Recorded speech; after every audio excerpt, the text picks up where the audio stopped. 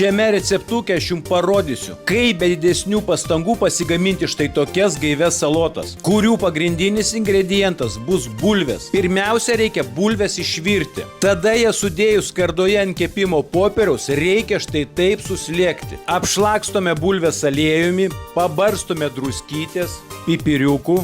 Kol bulvės kepa orkaitėje, į indą, kuriame darysime salotas, įdedame majonezo, jogurto, įspaudžiame citrinos, grūdėtų garstyčių, trūmų pesto padažo, smulkinto česnako. Tiesa, produktų proporcijas tradiciškai surašysiu komentaruose. Toliau salotom pjaustome marinuotus agurkėlius, šviežius agurkėlius, o taip pat raudono svogūno, svogūnų laiškų ir žinoma, kaip salotos be krapų. Tada druskytės, pipiriukų, bulvės kepame orkaitėje 200 laipsnių temperatūroje iki tol, kol jos taip gražiai apskrus. Ir bulvės šiom salotom nesistengkite stipriai susmulkinti. Nes kartą pagaminę šias salotas taip, kaip aš rekomenduoju, ir jas paragavę pritarsite man, kad kuo didesni bulvių gabaliukai, tuo tos salotos yra skanesnės. O jei patinka mano receptai, nepamiršk po jais paspausti patinka ir sekti riebų katiną.